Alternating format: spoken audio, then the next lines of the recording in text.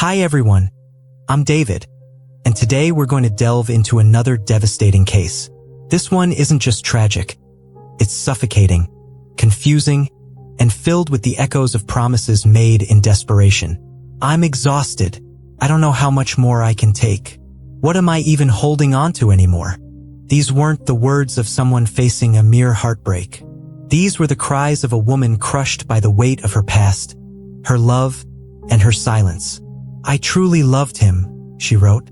I gave him every piece of my heart. Yes, I was just a girl when we got married. I was young, naive. Standing at the altar, I swore in front of God to love him for eternity. But what happens when eternity becomes a cage? Her words were raw, filled with bitterness and sorrow. I haven't loved him in a long time, just like he doesn't love me. He loves himself, his parents, our children. But who loves me?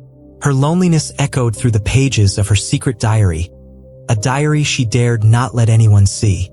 Even God, I feel, has abandoned me. How could he hand me over to a family that sees me as nothing? The weight of daily humiliation, the isolation, the endless demands. Summer, clean this, Summer, do that, stop stomping around. These were not requests. They were commands. She was a servant in her own home. I need to tell Will. I need to leave. But how? His father would never let me take the children. Her fear was palpable, her spirit cornered. She only had one place to release it, her diary. That diary would later become the only voice left to speak for Summer Inman. She had hidden it carefully from the people who made her life unbearable. Her husband, his parents. In those pages, she found the freedom to speak without judgment, without punishment. But even that wasn't enough to protect her from what was to come. Logan, Ohio, 1983. A quiet American town of around 40,000. A place where everyone knew each other or thought they did. That year, something new took root in Logan. A church that no one had ever heard of before. The Tabernacle of Faith. Its founder, a preacher named David Oyedepo, arrived from Nigeria claiming that he had received divine instruction. He told congregants that he had spent 18 hours in the presence of God, and that the Lord had tasked him with freeing the world from evil through prayer and preaching. Charismatic, persuasive, and almost magnetic, David Oyedepo quickly gained a loyal following. The church flourished. People flocked to his sermons in search of purpose, healing, or a sense of belonging. Among those faithful were two young locals, Bill Inman and Sandra. Bill, then 18, was a regular face at Sunday services, known for playing various instruments during worship. Sandra attended with her family. Bill's talents and his apparent devotion impressed Sandra's parents. So much so that they had no objections when the young couple decided to marry the following year. A year later, their son Will was born. Like his parents, Will was raised in the shadow of the tabernacle. His life was molded by the church's teachings, its traditions, and its control. By the time he was 17, Will had begun following in his father's footsteps, attending the same church, surrounded by the same insular beliefs that had guided his family for decades. He didn't just inherit faith, he inherited the expectations that came with it. Behind closed doors, however, not everything was so pious. The church, for many, served as a sanctuary. But for others, it was a place where silence reigned and suffering was veiled in scripture. Summer Inman entered this world through marriage, young, vulnerable, and isolated. Her life became one of obedience, subservience, and spiritual guilt. And though she had no one to turn to, she chronicled every thought in that hidden diary, a record of pain that no prayer could erase. In many small towns like Logan, the promise of salvation can sometimes blur the lines between devotion and control. Communities form around churches, and with that unity comes trust, often unquestioned. For Summer, this meant that her cries were lost in the noise of sermons and family dinners. Her pain didn't fit the narrative her community believed in. The people who should have seen her struggle instead praised the harmony of a devout household, unaware or unwilling to see that behind that image was a young woman unraveling. Summer's story reveals the often unseen consequences of oppressive systems masked as tradition. What began as a marriage rooted in faith slowly became a cycle of emotional isolation and control. It's easy to see the smiling photos, the polite church greetings, and assume everything is fine. But sometimes the most dangerous prisons are built inside familiar walls. Walls that no one questions because from the outside, they look like home. Her diary entries weren't cries for attention. They were pleas for survival. Written late at night, when the world was quiet and no one could hear her cry, they document a transformation. From hopeful bride to silenced mother, from believer to survivor in hiding. They are the only witness to her suffering, the only evidence that she tried to speak before everything spiraled beyond her control. Faith brought them together, but faith would also be the thread that slowly unraveled Summer Cook's life. She was just 15 when she and Will Inman became a couple. At the time, it seemed like youthful love, the kind that burns bright and fast. But the Inmans had strict views on marriage. They insisted the couple wait until Summer turned 18. And in 2004, they were married. From that moment on, Summer's life was no longer her own. Will's parents, especially his father, Bill Inman, insisted the young couple live with them. Summer was reluctant. She wanted independence, her own life, her own home. But Will was tethered to his father, emotionally, spiritually, and financially. Defying him wasn't an option. She left behind the comfort of her parents' house and stepped into the rigid, suffocating world of the Inman household. That same year, something even more unsettling began to take shape. Bill Inman, once just a devout follower of his church, made a decision that would change everything. He converted the family garage, formerly a dusty workshop, into what he called his own church. It was crude and unorthodox, but to him it was sacred ground. He claimed to have heard the voice of God in his dreams and believed it was his mission to share divine revelations with others. Summer recorded her growing unease in her private diary. "Will's father isn't the same anymore," she wrote.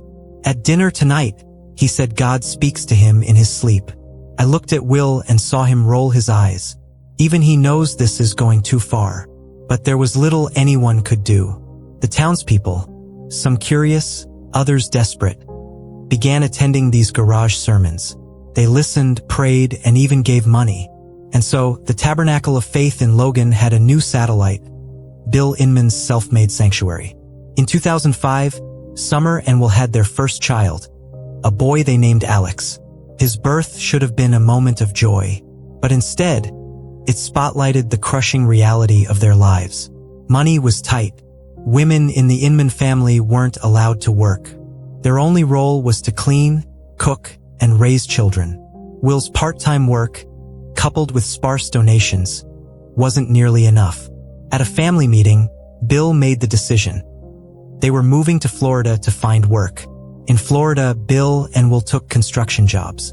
Meanwhile, Summer and her mother-in-law, Sandra, were confined to the house, looking after baby Alex.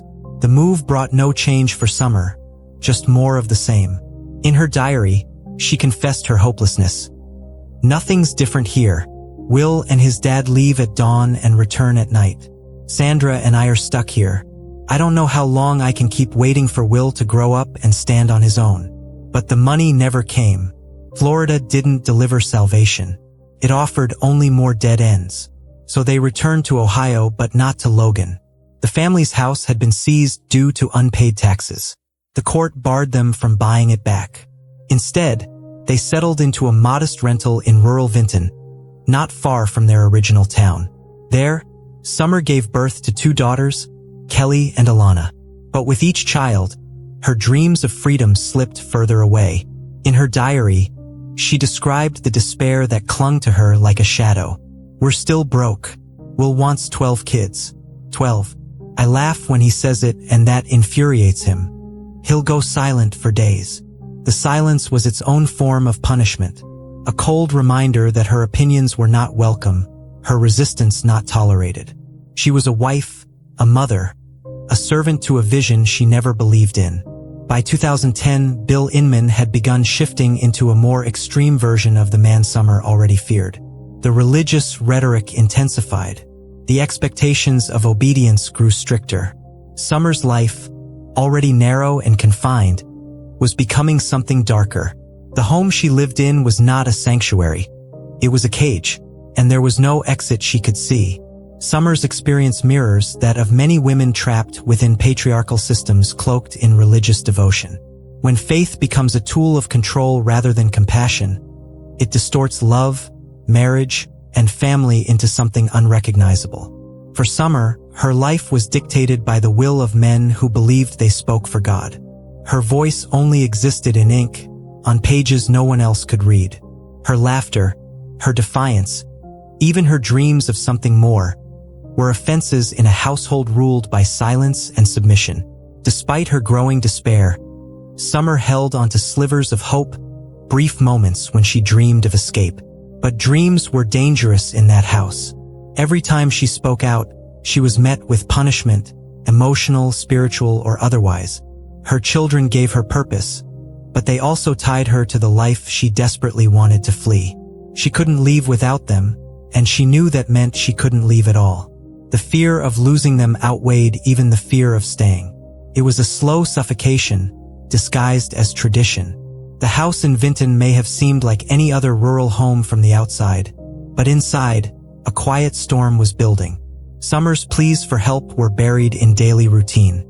Her suffering was normalized. Her fear was invisible. The people closest to her, the very ones who should have protected her, were the ones who silenced her. And still she wrote, because her diary was the only place where her truth could exist without punishment. Bill Inman had always been a man of ambition, driven, persuasive, and entirely convinced of his own divine purpose.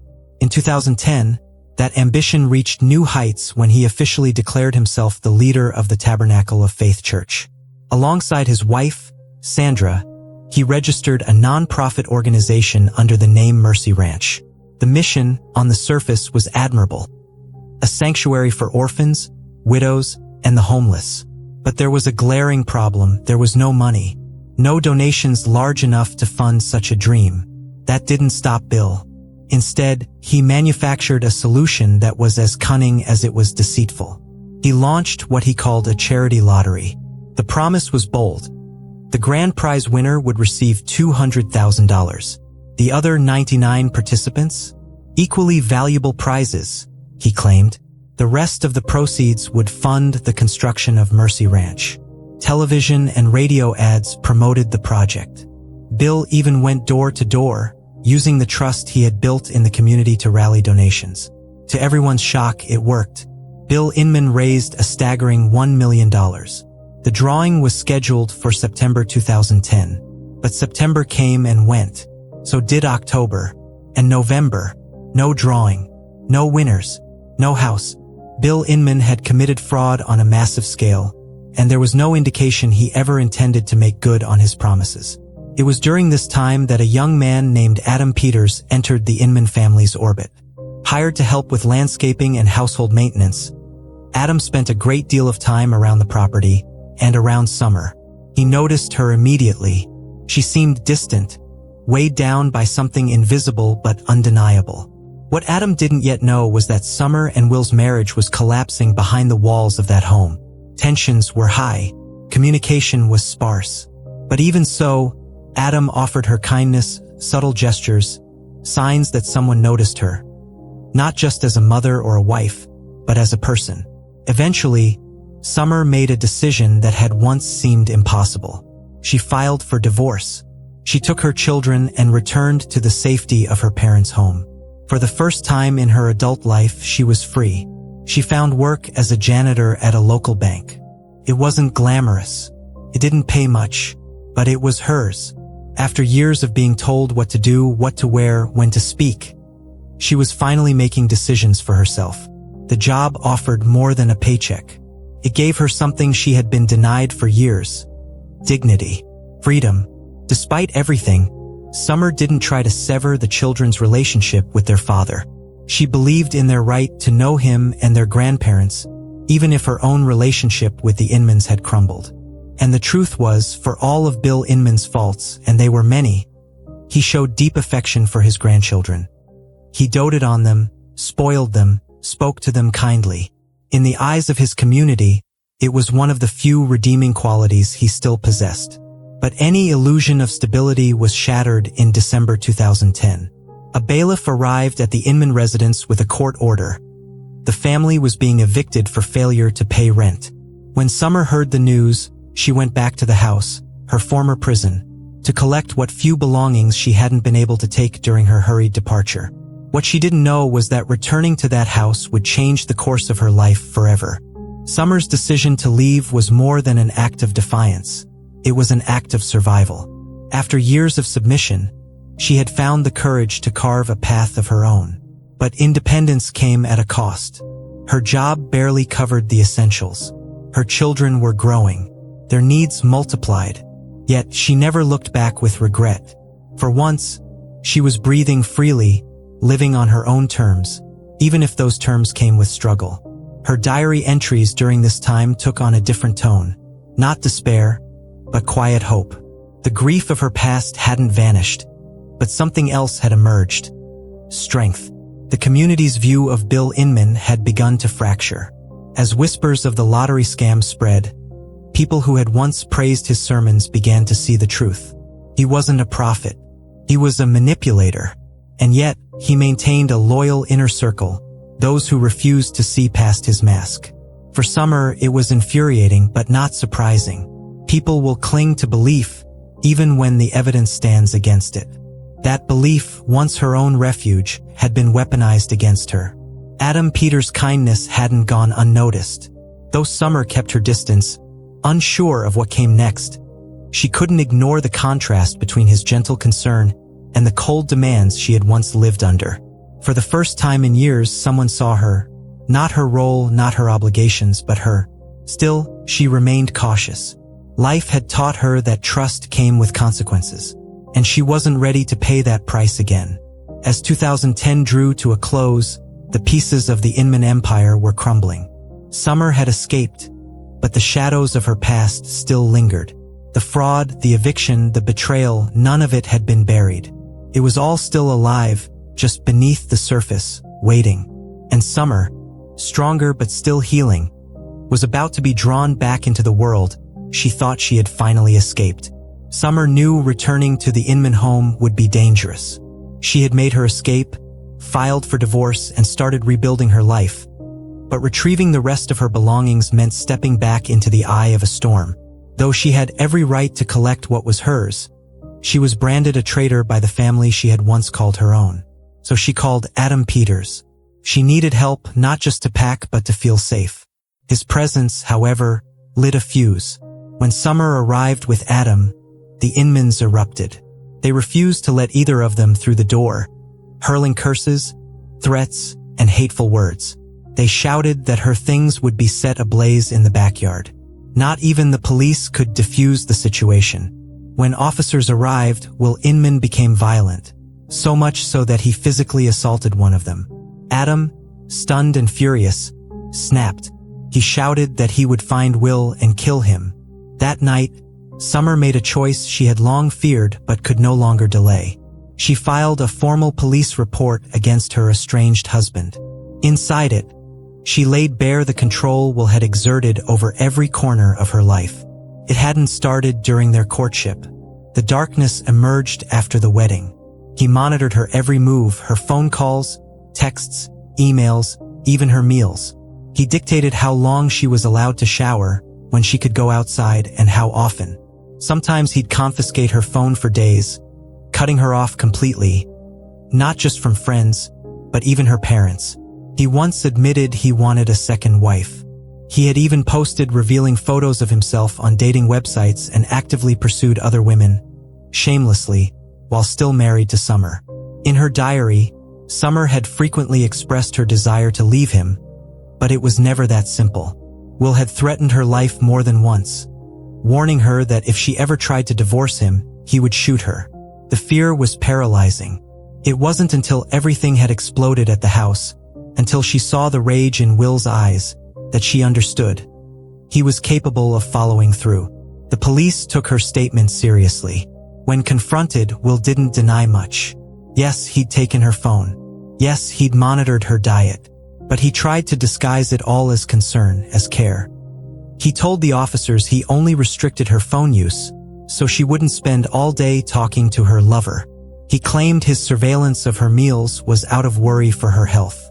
But his explanations didn't sit right with authorities. He was fined and placed on probation. Most importantly, a restraining order was issued. He was not to come near Summer again. But the Inmans refused to let it end there. They struck back not at Summer, but at Adam. In a retaliatory move, the family filed a report against him. They accused him of showing an unhealthy interest in Summer's children during the time he worked for them. The implication was clear. They were trying to paint Adam as a danger, to discredit and isolate Summer further. The accusations were serious but completely fabricated. After investigation, no evidence was found to support any of their claims. Then came the night that would shatter Summer's world completely. It was March 22, 2011. Near midnight, she had just finished her shift at the bank. It had been an ordinary day, quiet, routine, unremarkable. But fate once again had other plans. For years, Summer had lived in fear, her world ruled by one man's need for control. Even after leaving him, that fear never fully left. It loomed in the background, a shadow that followed her into every new room, every quiet moment. Her life after separation was still hard. She was exhausted, overworked, underpaid, but she was free. That freedom came with a cost. Anxiety, isolation, and the ever-present fear that wouldn't let go. She had seen what he was capable of, and she feared that the worst hadn't yet happened. The restraining order was a temporary barrier, not a permanent wall. It gave her physical distance, but not peace.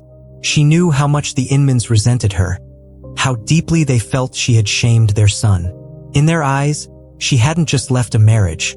She had betrayed a legacy, a belief system, and a family structure built on submission. And now, with the children in her care, Summer was not just a defector. She was a threat. For Adam Peters, the smear campaign was unexpected, but not surprising. He had witnessed the family's volatility firsthand. What he hadn't expected was just how far they would go to protect their own narrative. By targeting him, the Inmans made it clear that anyone who supported Summer would become an enemy. But Adam stood by her. He had seen her strength, her pain, and her quiet resilience. Their bond had been forged not by romance alone, but by a shared understanding of what it means to stand up against power and the danger that comes with it. As the clock neared midnight on that March evening, Summer had no reason to believe anything was different.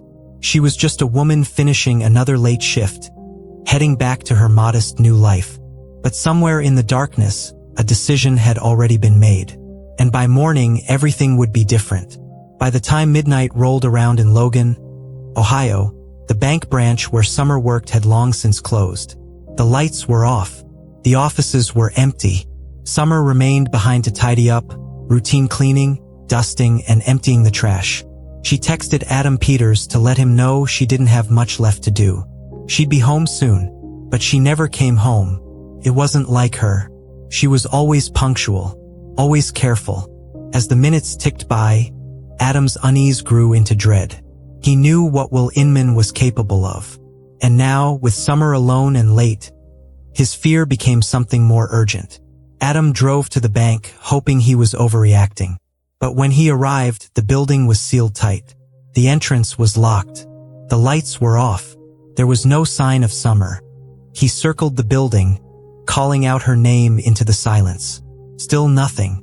He walked to the dumpsters, where she would have gone to toss the garbage bags from her shift. But instead of finding her, he found something chilling.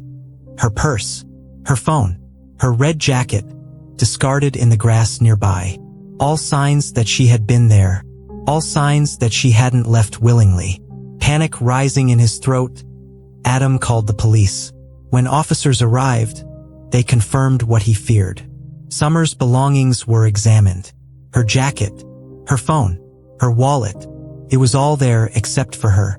They knocked on the bank's doors, woke the night security staff, and asked what they had seen. Their answer was casual, dismissive.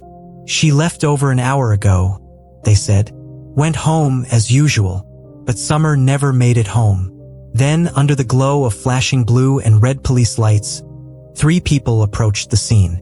They were witnesses, 2 women out for an evening jog, and a man who had been nearby. Their stories matched. They had seen it happen. A white Ford pulled up to the rear of the bank. 2 men in black masks jumped out. They grabbed a screaming woman, Summer, and forced her into the back seat. The women, shocked, tried to intervene. Another man, a bystander, ran toward the car to help. But a blonde woman behind the wheel sprayed him in the face with some kind of chemical from a gas canister. He collapsed. The car sped off into the night. The joggers had no phones, but they ran to the nearest police station. Out of breath and shaken, they tried to report what they had seen.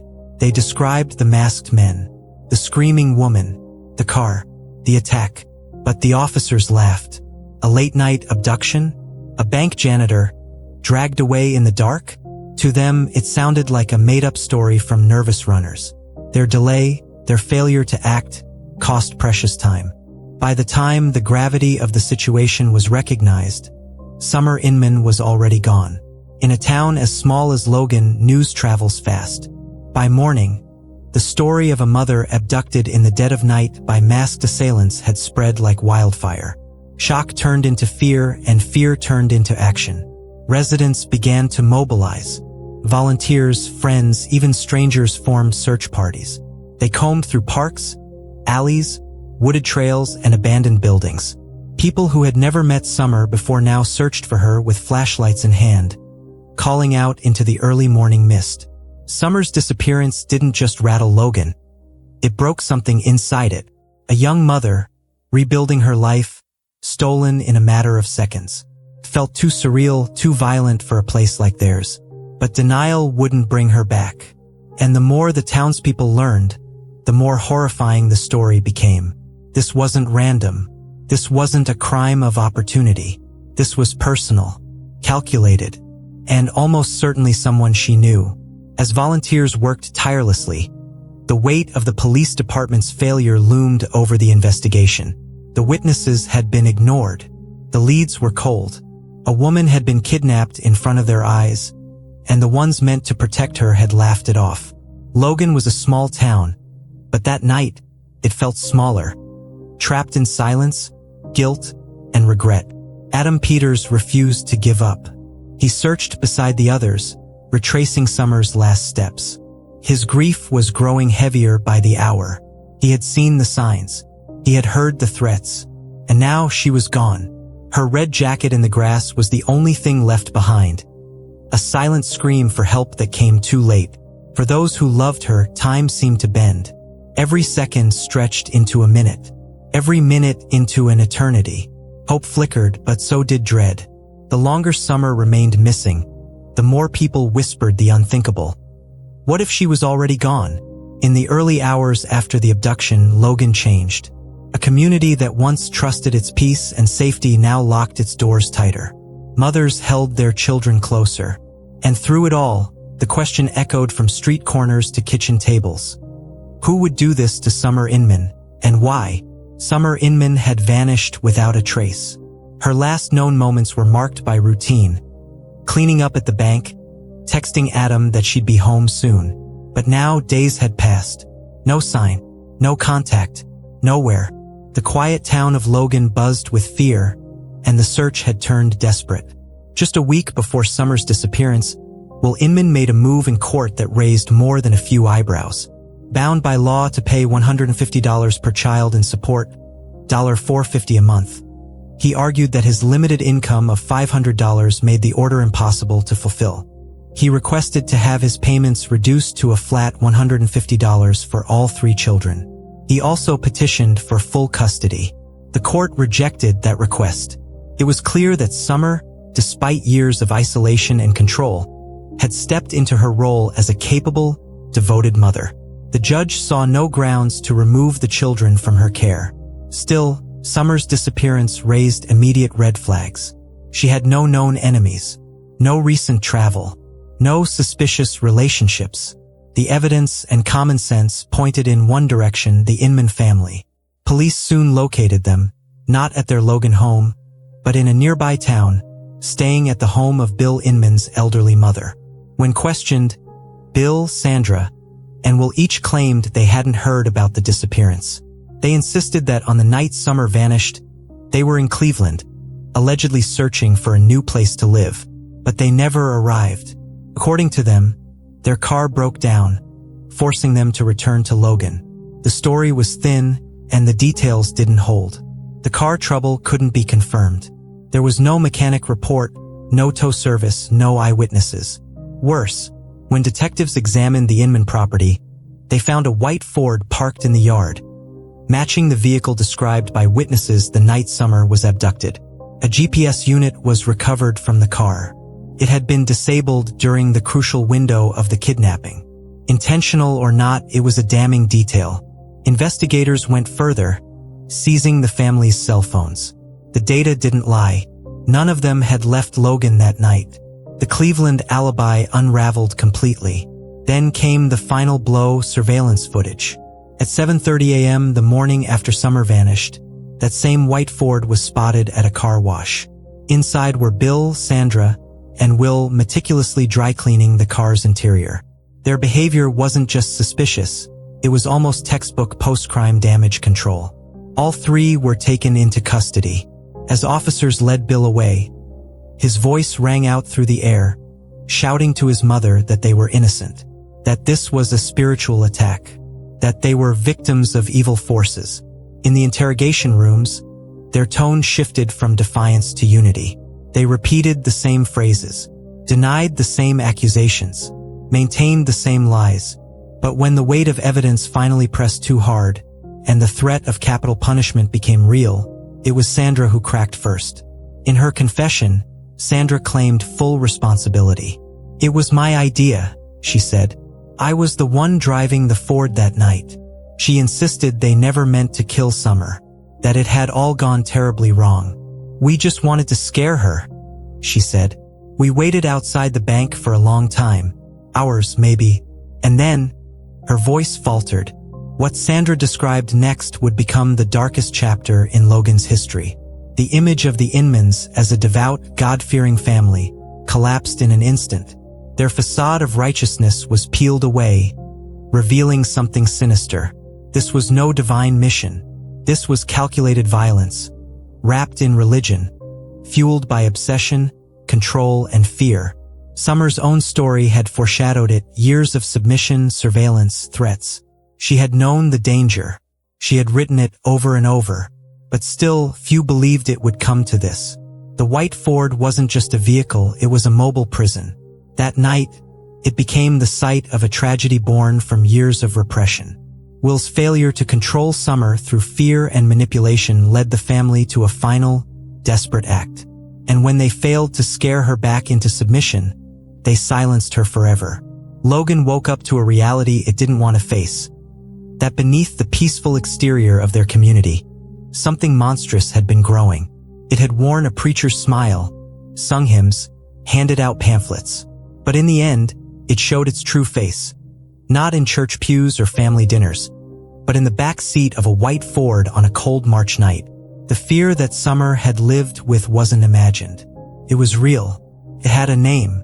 It had hands. And it had finally done what it always threatened to do. Sandra Inman's confession wasn't just an admission of guilt.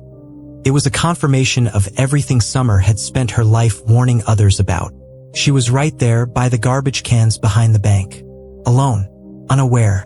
Sandra Inman, behind the wheel of the white Ford, drove slowly toward her. In the back seat, Bill and Will Inman wore black masks to hide their identities. When the car reached Summer, they pounced. She screamed. She resisted. But she never had a chance. They forced her into the vehicle. Sandra claims there was never any intention to kill her. According to her, the goal was simple: scare Summer into allowing them visitation with the children. "We're family," she said. "We just wanted to see the kids." In an act of supposed intimidation, Will zip-tied Summer's hands and feet. She struggled, panicked, but he pressed forward, tightening one of the ties around her neck. It wasn't intentional, Sandra insisted, but the plastic cinched down hard. Summer gasped. Her face flushed red. Her breathing turned shallow. Will panicked. He looked for a knife to cut the tie, but it was gone, wedged somewhere beneath the front seat. By the time he retrieved it, the damage was done. Summer was no longer breathing. Her body slumped lifelessly in the car. The horror they had unleashed was irreversible. With no plan, no escape, and now a body in the vehicle, they drove through the night. Sandra eventually led authorities to the final resting place. An old, abandoned well on the outskirts of Logan, within walking distance of the Tabernacle of Faith Church. The very place where Bill and Sandra had met, where Will and Summer had exchanged vows, where generations of belief and control had been born and passed down. Now it was the site of a hidden grave. Summer's life, once defined by her role within the church, had come full circle, buried in its shadow. An autopsy confirmed what Sandra had told police. Summer Inman died from asphyxiation. There were no signs of blunt force trauma, no defensive wounds. Just the constriction from the plastic tie, one cruel, suffocating loop that extinguished her life. In 2012, the court handed down its verdict. Bill Inman and Will Inman were sentenced to life in prison without the possibility of parole. Sandra, despite her confession and cooperation, was also given a life sentence. However, the court allowed her to seek parole after 15 years. Why? Some believed it was because Sandra had been a pawn in a larger scheme. According to relatives and close friends, the Inman household functioned under strict patriarchal control. Bill called every shot. His word was law. Women didn't speak, they obeyed.